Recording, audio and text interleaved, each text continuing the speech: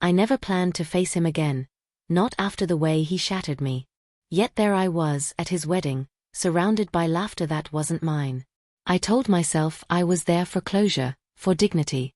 But when I saw him spinning his bride under the chandelier light, my heart cracked open again. And then, a stranger leaned close, his breath warm against my ear, and whispered the words that would change everything: "Pretend you're mine tonight." I wasn't supposed to be there. I knew that the second I stepped into the grand ballroom in Midtown Manhattan, where gold light dripped from chandeliers and laughter floated like champagne bubbles. My best friend, Harper, had begged me to come. "You can't hide forever, Elise," she'd said. "Face him. Prove he doesn't own your memories." I told her it was about closure, but deep down, I just wanted to prove to myself that I had survived James. James, the man who once promised me forever, only to leave me for someone who looked shinier under the city lights. I'd rehearsed being indifferent, but the moment I saw him, every defense crumbled. He looked the same, confident, magnetic, cruelly sure of himself. The same man who told me I was sweet but ordinary. That word had burned me alive for months. I sat alone at a corner table, pretending to scroll through my phone, praying no one noticed the girl who didn't belong. Around me, women in gowns glittered like glass. Their laughter was effortless. Mine stayed stuck in my throat. I felt invisible again, until the scrape of a chair beside me shattered the air. He sat down. A stranger. Older, impeccably dressed, eyes a shade of gray that carried storms. "You look like someone who's had enough pretending," he said quietly. I blinked, startled. "Excuse me." He leaned in just slightly, his voice low and deliberate. "Act like you're mine tonight." My breath caught. Why would I do that? He smiled, not arrogant but sure. Because sometimes the only way to reclaim your story is to rewrite the scene. And just like that, my world tilted.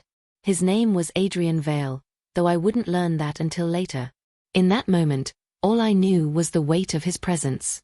He stood, offered his hand, and before I could think, my fingers were in his. Warm, steady, like gravity had finally found me again. The ballroom blurred. Conversations dimmed. He led me to the dance floor with the kind of confidence that drew every pair of eyes, including James's. I saw the flicker of surprise in his expression, then something darker, disbelief. For once, he was the one watching me. "Relax," Adrian murmured, spinning me gently as the music swelled. "Everyone's staring," I whispered. "Exactly," he said. "Let them." His hand pressed lightly against the small of my back, grounding me. My pulse raced, but not just from fear. For the first time in a long while, I felt seen. I dared a glance up at him. His face was unreadable, yet his eyes studied me like I was a mystery worth solving. "Why me?" I finally asked. "Out of everyone here?" He didn't hesitate. "Because you looked like you needed to remember you're more than someone else's almost." Those words sliced deeper than any insult James had ever thrown. My chest tightened, but the ache wasn't pain, it was something waking up. The song ended, but Adrian didn't release me. He guided me off the floor, past the whispers, past James's burning stare. At the bar, he ordered 2 glasses of champagne. "You didn't have to do that," I said quietly. "Maybe not," he replied, his voice steady. "But you looked like you'd forgotten how to be chosen." And as I raised the glass, trembling slightly, I realized he was right. I had. The rest of that night unfolded like a dream I didn't know I was allowed to have. Adrian stayed close, not possessive but protective, like he knew exactly how fragile my courage was. Every time I started to retreat, he'd draw me back into the moment with a quiet glance that said, "You belong here." For the first time in years, I let myself believe it might be true. Then Harper found me near the dessert table, her eyes wide. "Elise, do you have any idea who that is?" she whispered. I frowned. "A stranger who dances well?" She laughed nervously. "That's Adrian Vale. The Adrian Vale. He owns Vale Holdings. He's basically New York royalty." My stomach twisted. Of course. The confidence, the tailored suit, the quiet authority, it all made sense now. But instead of being flattered, I felt small again. What would a man like that want with someone like me? Still, when I turned to look at him, he was already watching me. And in his gaze, there wasn't amusement or arrogance. Just understanding. Later, I stepped outside to breathe, the city glittering below like 1,000 little secrets. I didn't hear him approach until his jacket settled over my shoulders. "You're shaking," he said softly. I laughed weakly. "You keep saying that." He smiled faintly. "Then stop giving me reasons to notice." I turned to face him. "Why me, Adrian? You could have anyone in that room." He hesitated, eyes dark and steady. "Because I saw something I recognized, the way you tried to disappear. I used to know that feeling." His honesty disarmed me more than any charm ever could. Before I could reply, a voice sliced through the night like broken glass. "Elise." James stood in the doorway, anger flashing beneath his polished smile. "We need to talk." And in that single breath, everything I'd been running from came rushing back. I froze. My pulse thundered in my ears as James stepped closer, his voice low and cutting. "What are you doing with him? Trying to make me jealous?" The arrogance in his tone twisted something deep inside me. Not pain this time, but defiance. Before I could speak, Adrian moved slightly forward, not aggressive, just steady. "She doesn't owe you an explanation," he said calmly.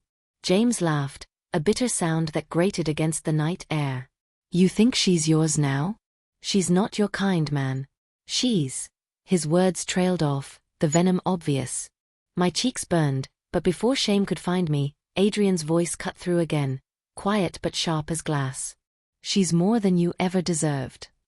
The silence that followed was deafening. James's jaw tightened, his eyes darting between us before he muttered something under his breath and turned back toward the ballroom. I exhaled shakily, realizing I'd been holding my breath the whole time. "Thank you," I whispered. "You didn't have to." He interrupted softly. "Maybe I didn't. But I wanted to." We stood there, the city humming below us, something electric hanging in the air. For the first time, I felt what strength really was. Not loud, not armored, but quiet and steady, standing right beside me. That night, when I walked home alone through the empty streets of New York, I realized something had shifted. I wasn't the same woman who had walked into that wedding. The ache was still there, yes, but beneath it, something new was stirring. A heartbeat of courage I hadn't heard in years. And though I didn't know it yet, that night wasn't the end of my story with Adrian Vale. It was the beginning of the one that would change everything. Days turned into weeks, and life slipped back into rhythm, or at least I pretended it did. I still worked long hours at the cafe on Fifth Avenue, still scrubbed counters past midnight while the city outside glittered for someone else. Yet, every evening, my phone would buzz with a single text from Adrian. Never long. Never romantic. Just simple things like, "Did you eat today?" Or "Don't forget to rest." It shouldn't have meant much, but it did. It felt safe. Then one night, Harper called, nearly shouting through the phone. "Elise, Adrian invited you to the Harbor Foundation Gala. Do you understand what that means? That's the event of the year." My heart sank. Me? At a place like that again? "Harper, I don't belong there," I said, my voice barely above a whisper.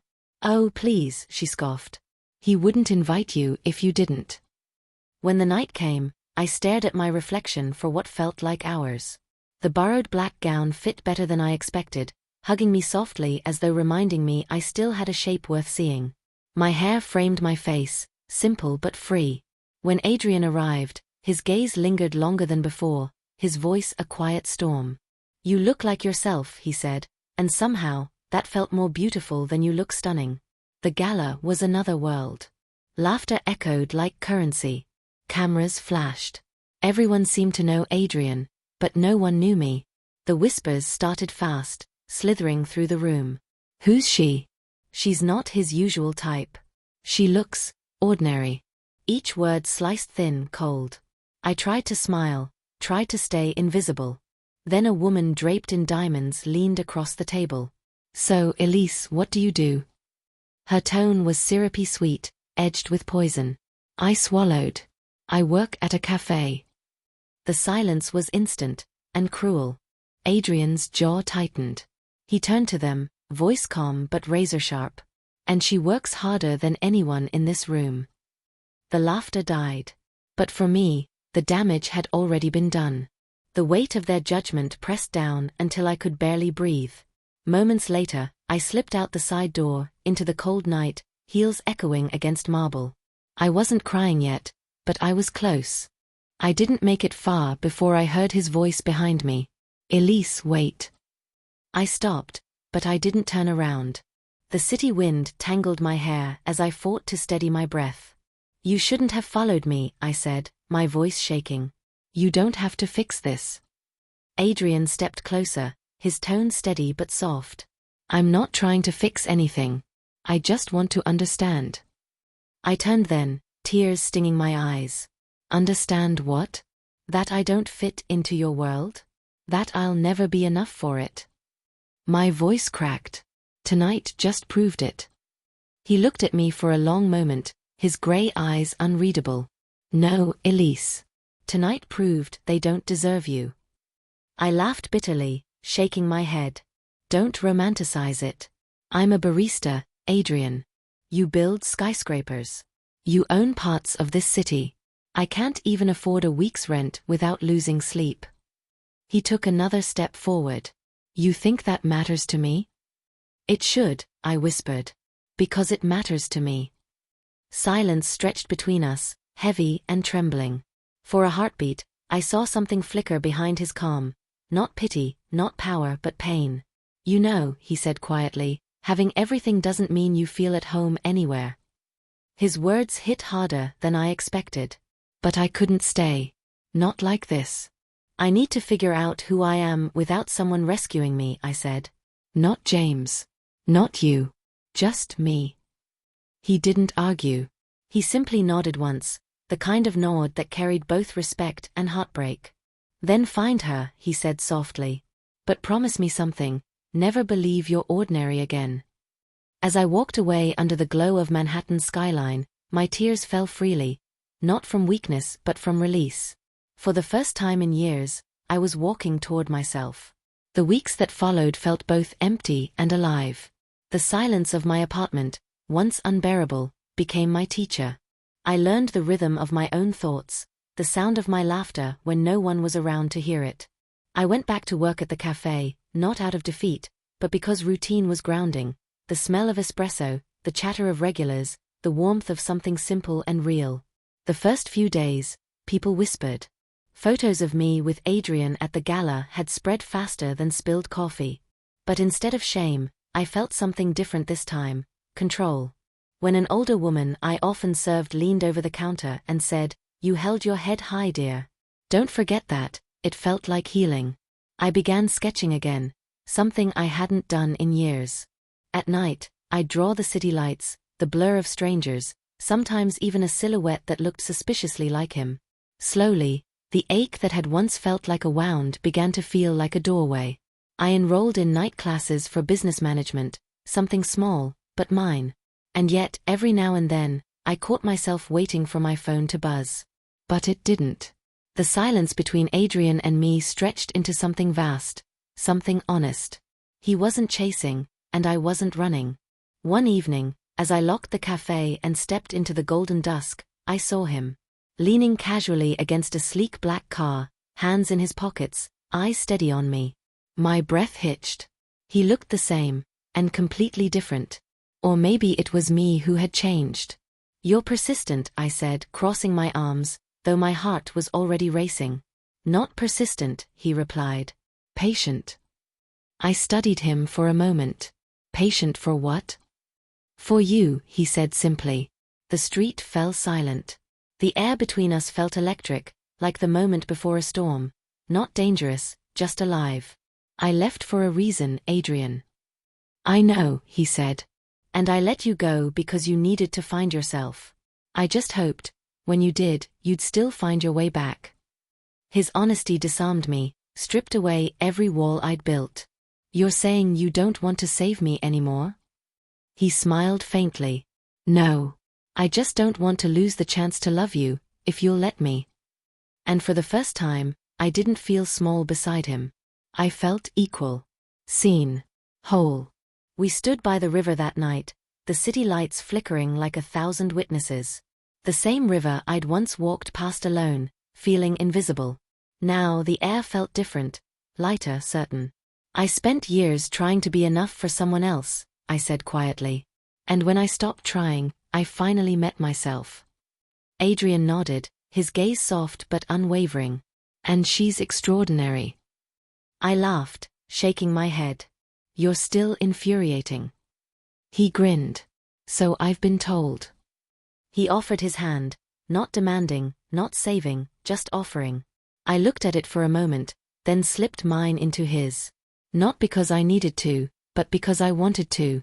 As we walked along the water, I realized the story had never been about him saving me. It was about me saving myself enough to be ready for love that didn't ask me to shrink. For the first time in my life, I wasn't someone's almost. I was Elise Parker, stronger, braver, and finally free. And when he whispered, "This time it's your choice," I smiled. Because I already knew my answer. This is my story of triumph. Do you think I handled it correctly? If you were in my shoes, what would you have done? Share your thoughts in the comments. I can't wait to hear your perspective. Don't forget to smash that like button and subscribe to Memorable Stories and Overcoming, where we share inspiring stories of triumph and justice every single day.